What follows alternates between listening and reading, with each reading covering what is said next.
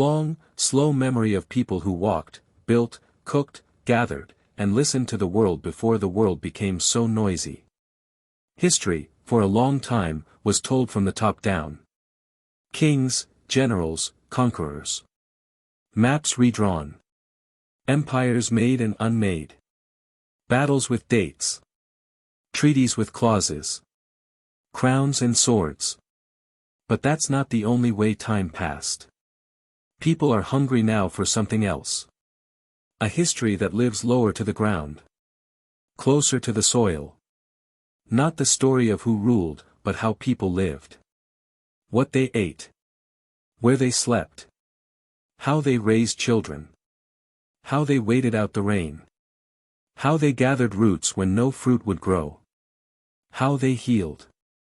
How they carried grief, and how they passed joy along in stories around a fire. Let's begin where history is often quietest. With the indigenous peoples whose voices were left out of the official records. Not because they didn't have stories, but because they didn't write them down in books or carve them in stone for kings. They stored them in the rhythm of seasons. In the smell of wild honey. In the position of stars. In the ways you speak to elders, or don't speak at all. The Hadzabe of East Africa, for example, have lived much the same way for thousands of years. Their days begin when the birds begin, and they don't count time in hours. They hunt not with guns, but with bows made from the branches they cut, shaped, and strung by hand. They listen more than they talk. They eat together. They laugh, too, at things so small they wouldn't be noticed in a city. A missed arrow. A stubborn tree. A child mimicking a baboon's call. They have no chief. No calendar. No currency. And yet, they have survived. Not by conquering, but by adapting. Watching. Waiting. Remembering. And it's not just Africa. In the highlands of Andean South America, women wove cloth with patterns that told stories. In Southeast Asia, rice paddies reflected the sky, and with every harvest, traditions passed through fingers and feet more than words. In Australia, Aboriginal songlines stitched together the land like invisible maps, guiding people across space through melody, rhythm, and memory. So often we hear about wars and inventions. But what about water jars? Cooking stones? Midwives? What about the everyday? There's a quiet longing, now, in our restless modern world, for those histories. The ones that show not how power was won, but how life was sustained. How women moved in the shadows of palaces. How communities thrived without money or roads or machines. These aren't the loud stories. They won't keep you up. In fact, they do the opposite. They slow your thoughts. They invite your breath to match a slower rhythm. The rhythm of gathering wood at dusk, or chewing tubers under a tree while someone tells a story you. Sand, and stillness, the forgotten routes of Lake Eyasi. Section 1, Dust Trails and Salt Pans, Life Along the Eyasi Footpaths. Word count, 1-800. Before the borderlines. Before the paved roads. Before clocks and currencies and the humming of trucks, there was a basin, shallow, dry, and waiting. Lake Eyasi, in what is now northern Tanzania, stretches like a quiet mirror across the landscape, its waters ebbing and flowing with the seasons. To the untrained eye, it is barren, a place of heat, glare, and cracked earth. But to those who have lived near it for generations, it is a place of movement, not stillness. This is not the story of a great caravan route. There are no camels, no jewels, no spices traded for gold. This is a story of bare feet and silence, of people who carried salt in gourds, who traded skins for iron, and who knew the wind by its temperature and taste. Here, on the edge of the savannah and the salt flats, life moved slowly, but it moved with purpose. The basin that waits. Lake Eyasi is not a lake in the traditional sense, at least not always. For much of the year, it is a dry, shimmering salt pan, interrupted only by patches of scrub, thorn bushes, and fever trees. Then, when the rains come, unpredictable, impatient, water gathers, pools, spreads, and vanishes again. This seasonal change shaped not just the land, but the patterns of those who lived near it. Among these people were the Hadzabe, one of the world's last remaining hunter-gatherer societies, and their semi-nomadic neighbors, such as the Datoga and Iraku. Each group moved differently. Each had a rhythm tuned to the seasons, the terrain, and the specific knowledge passed down across generations. The Hadzabe, for example, did not build permanent homes or plant crops. They moved lightly and often, tracking game, foraging tubers, seeking honey. Their trails were not marked by wheels or hooves, but by quiet footprints, barely pressing into the sand. They knew where to find water by the shape of the bark, when to dig by the color of the soil. Others, like the Datoga, brought metalwork, livestock, and barter. Their trails crossed those of the Hadzabe. They might stop, trade a small knife or arrowhead for honey or skins, and then continue on. These were not formal markets. There were no stalls or scribes. But they were consistent. Quiet. Real. This network of salt and sand trails, invisible to any map, formed a fragile ecosystem of exchange, migration, and adaptation. It is these routes, forgotten, foot-worn, and overlooked, that gave life to an otherwise unforgiving place. Salt, the oldest currency. In a world before banks or bills, salt was not a seasoning. It was survival. The lake bed, when dry, left behind salt crusts, gathered by those who knew how to collect without spoiling. The Hadzabe and others would scrape it, dry it further, and store it in small leather or gourd containers. It was carried carefully, traded sparingly. Salt was offered. This was not trade in the modern sense. It was obligation, reciprocity, and balance. In this way, salt became the quiet heartbeat of the basin, connecting those who walked it with a sense of shared need. The food that walked. Traveling in the Lake Eyasi region meant understanding not just where things were, but when. A path that was fertile in July might be cracked and dry by September. A patch of wild tubers one year might fail the next. Birds that signaled beehives could migrate or fall silent. A trail used by gazelles might vanish beneath flooding grasses. The Hadzabe did not write this knowledge. They lived it. Paths were never fixed. There were no milestones or cairns. Each trek was a negotiation with memory, terrain, and instinct. Food was not stockpiled, it was followed. Meat, fruit, roots, honey, all moved, and so people moved too. Women carried woven bags for baobab fruit or roots. Men carried bows, arrows, and tools for skinning game. Children carried nothing but their eyes and ears, soaking up the unspoken teachings of their elders. At times, a traveling party might cross paths with Datoga herders. A brief conversation. A trade. A song. Perhaps a disagreement. Then the groups would split again, disappearing in opposite directions, the dust swallowing their footprints. There was no hurry. But there was always purpose. Smoke, signal, and silence. The trails were not only about movement of goods, but of information. Smoke from a distant camp might signal firewood gathering, or a successful hunt. A series of drumming beats might call nearby bands for celebration, mourning, or warning. Whistles and calls, specific to each band or family, communicated position, intention, or danger. Some messages were even more subtle. The presence of a broken gourd, left beside a path, might signal to a relative that water had been found nearby. A twist of bark on a tree limb might point toward a beehive, recently harvested. A trail swept clean of footprints might mean the area had been visited by lions. In the absence of written records or fixed towns, these small signals maintained social cohesion and spatial awareness. They created a shared map, etched not in stone, but in the minds of those who walked the basin. The quiet margins. They invite your breath to match a slower rhythm, the rhythm of gathering wood at dusk, or chewing tubers under a tree while someone tells a story you've heard 100 times but love like the first. These are the stories that aren't in textbooks. Not because they're unimportant, but because they don't fit the timeline of kings and flags and marching boots. But they are history, too. Real history. The kind that lives in backs bent over fields. In lullabies.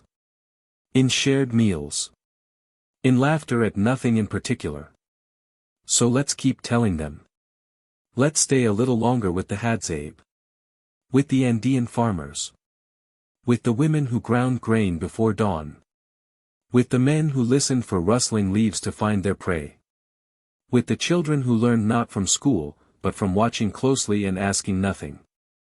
Because in these quiet corners of the past, there's a kind of peace. And perhaps, for tonight, that's enough. Good night, and welcome to the slow world. Section 2. From hearth to temple, when fire became sacred. If you're resting comfortably, breathe in slowly. Let the soft glow of ancient firelight flicker behind your eyelids. We're still in the circle, but now, the circle is deeper. Not just warm, but meaningful. Revered.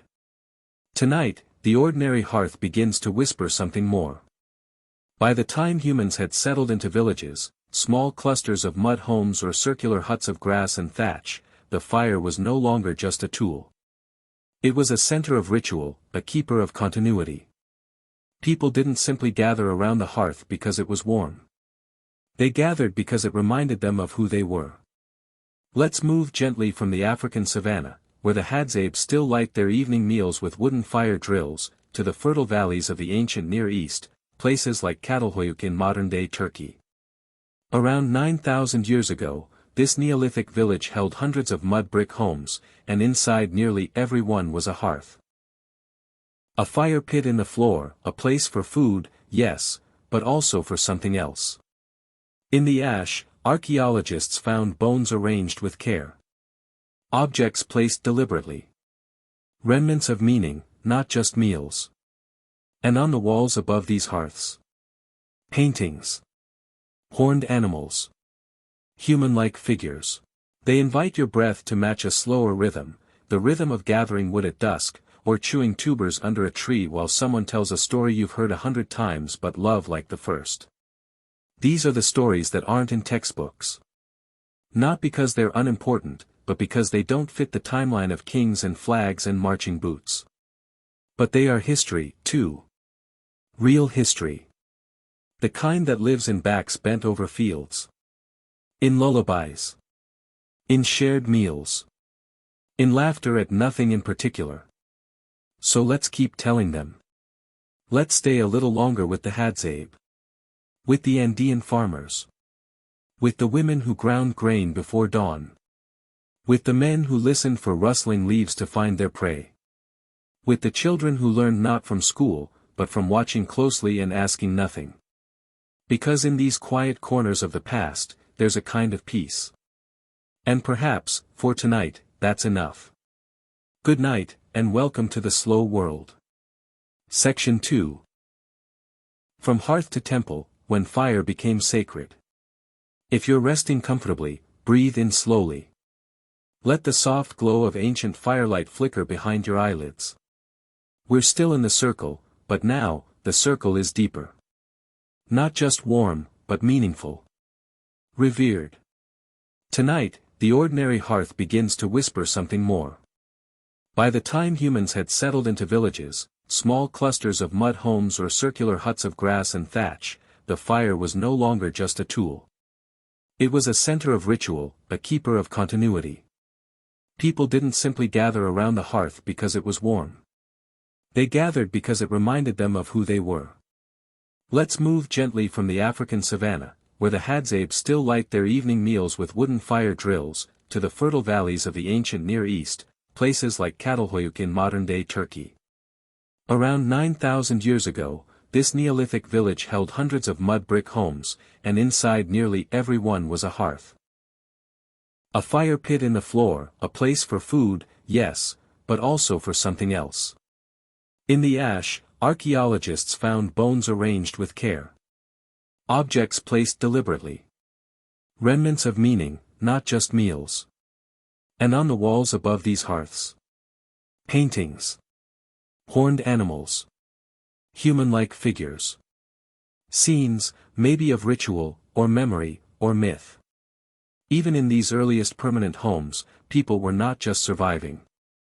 They were reflecting. And fire, humble, flickering fire, was the altar. In ancient India, early Vedic rituals involved offerings to Agni, the fire god. To light the fire was to invite the divine.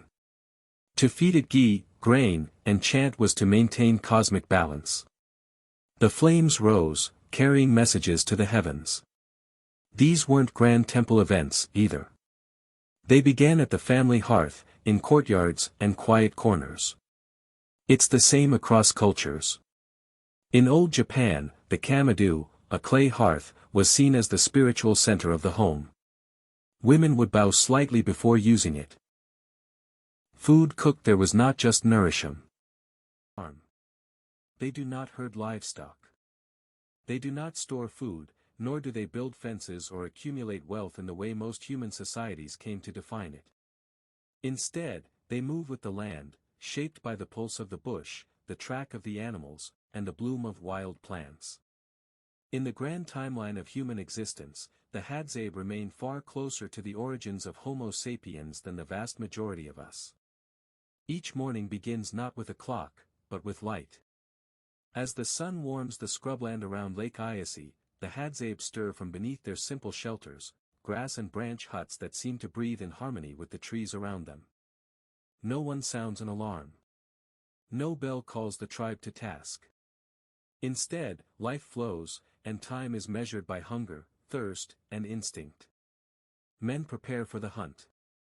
Armed with handmade bows carved from conifera wood and arrows fletched with guinea fowl feathers, they head into the bush. Some arrows are tipped with poison. Extracted from desert rose roots or beetles, used specifically for large game such as kudu or bushbuck. Others are blunt-tipped, perfect for stunning birds or knocking small animals from branches. Their tools are few, but they are efficient, evolved over centuries not through written innovation, but through watching, listening, and remembering. A Hadza hunter carries no backpack. He brings no packed lunch, no canteen, and no GPS. He follows paths that are invisible to most, trails etched in the dust, snapped twigs, the faint scent of an animal's passing. The Hadza can identify more than 300 animal and plant species, not in theory but in lived reality. A bush is not just a bush, it is food, it is medicine, it is shelter, or it is nothing. Meanwhile, the women move in a different rhythm. Carrying wooden digging sticks and woven baskets, they set off in groups, often with children tagging behind. Their goal, tubers, berries, baobab fruit, and honey. The Hadza diet is impressively varied, and though hunting is dramatic, it's the gathered foods that make up the core of their daily sustenance. Digging for tubers, long, starchy roots, is a slow, methodical process. The women jab their sticks into the dry earth, feeling for resistance, then dig by hand. The tubers are peeled with the edge of a blade or a thumbnail and roasted over coals or chewed raw, their moisture and calories vital in the dry season. And then there is honey, a true prize. To find it, the Hadza rely on a remarkable partner, the greater honey guide bird. This small, unassuming bird literally leads people to beehives, a rare example of cooperative foraging between a wild animal and humans. The Hadza respond to the bird's call and follow it through the bush. In return for helping locate the hive, the honey guide is rewarded with wax and bee larvae once the people crack open the comb. It is a mutual relationship that has existed since time before memory. One that modern science is only beginning to understand. Food is rarely hoarded. What is eaten is shared. A monkey taken down in the trees is roasted and consumed together, piece by piece. The idea of eating alone is foreign, the Hadza live communally in the truest sense. No one goes hungry so long as food exists within the group. But this rhythm is fragile. As the dry season stretches, the bush thins. Animals grow more cautious. Water sources dry up. Tubers burrow deeper into the earth. Survival requires adaptability, not tools or machines, but knowledge and patience. You must know when to move, where to walk, what to look for. You must understand the seasons not as numbers on a calendar but as shifting patterns in the birds, the color of leaves, the hardness of the soil. Their lifestyle is not simple. It is complex in a way modern convenience has dulled us to. To thrive in this environment, one must remember everything. How to make fire from sticks, how to identify a snake from its track, which branch bends without breaking, which tree bleeds healing sap. Despite the hardships, the hadzabe laugh often. Their humor is quick and dry. There are jokes about missed shots, about the way someone eats, about a lazy morning. Children play with sticks and stones, they learn to climb before they learn to count. There is music, made with bows and clapping and voice, melodies that repeat across generations, unrecorded but never forgotten. Outsiders often assume such lives are lacking. That the hadzabe needs saving. But those who come with that mindset often leave changed. For in the hadzabe's world, time is different. Success is measured not in money but in being full, in being alive, in seeing another sunrise. And yet, this balance is under pressure. Farming settlements now push close to their territory. Game animals grow scarce in fenced-in lands. Global warming shifts the reins. Tourism offers both opportunity and risk. Aid brings food, but also plastic. Schools teach Swahili, but the hadzabe speak Hadzane, a language isolate spoken nowhere else on earth. How long can the rhythms hold? How long can a people survive in harmony with a land that is no longer left alone? Deep in the sun-baked savannah of northern Tanzania, the Hadzabe tribe still live as their ancestors have for tens of thousands of years, without farming, livestock, or modern tools. Every day is a new challenge to gather food, and hunting is central to their survival. In this extended look at Hadzabe life, we follow a group of men as they head out on a midday lunch hunt, armed only with traditional bows and poison-tipped arrows made from desert rose sap and acacia bark. Their targets? Small game like monkeys, baboons, guinea fowl, and dik-dik. In this episode, the Hadzabe track, hunt, and successfully bring down a monkey, sometimes even a baboon, considered a rare and difficult catch due to its intelligence and speed. Once the hunt is complete, the group returns to a shaded area beneath the baobab trees. There, the animal is roasted over an open fire and shared equally among the hunters. There are no fridges, no leftovers, and no hierarchy at the fire. Everyone eats together, and the spoils of the hunt are distributed with fairness and laughter. Even children and elders are sometimes nearby, learning how this timeless rhythm of survival unfolds, day after day. This is not just about meat. It's about knowledge, respect, teamwork, and the understanding that food is a shared effort. Through close-up moments and honest, raw footage, you'll experience the sights and sounds of the hunt, quiet tracking through dry bush, the tension of an arrow being drawn, the soft snap of branches underfoot, and the jokes and laughter that come once the fire is lit. If you've ever wondered what it truly means to live off the land, with no electricity, no market, and no schedule, this glimpse into the Hadzabe way of life will stay with you. It's ancient, it's real, and it's happening right now. Section 3, The Last Ember, From Hearth to Heat Button. By now, the fire has burned low. Not just the fire in the hearth, but the one at the center of our shared life.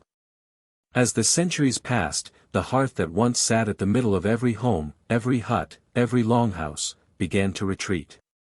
And the reasons weren't sudden. They were slow, quiet, practical, just like fire itself. Let's begin in medieval Europe. In the stone castles of the early Middle Ages, fire was still vital. But rather than open hearths, these homes developed central halls with smoke holes.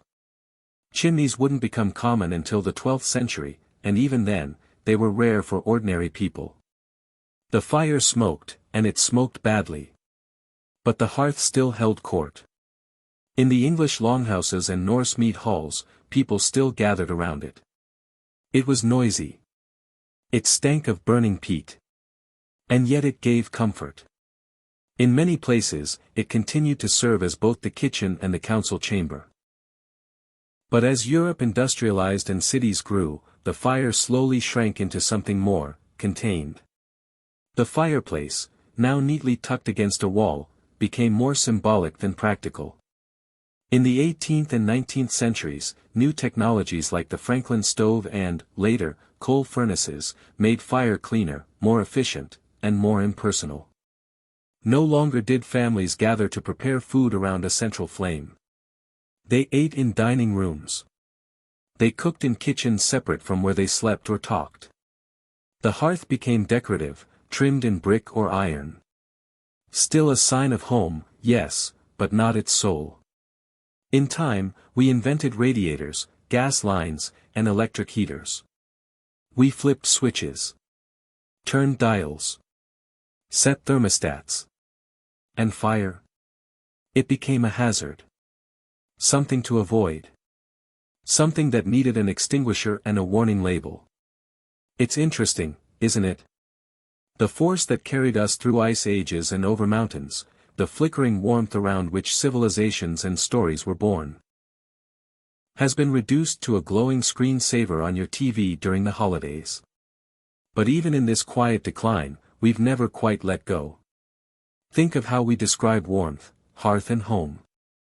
Think of how many people still gather around campfires, fireplaces, or even candles to relax. In modern Denmark, there's the concept of hygge, a warm, cozy feeling, often evoked by dim light and shared comfort. The firelight, even simulated, still speaks to something deep. And across much of Africa, including parts where the Hadzabes still hunt, modernity has not fully erased the old rhythm. In the evenings, after the hunting is done and the sun drops low over the baobabs, small fires still bloom. They crackle with meat, roots, laughter. Children still sit near them, sleepy-eyed. Old men still watch the flames in silence. The hearth may not be sacred anymore in the way temples once treated it, but it's not meaningless either. In fact, you could say that in a world that rushes forward at every moment, the simple act of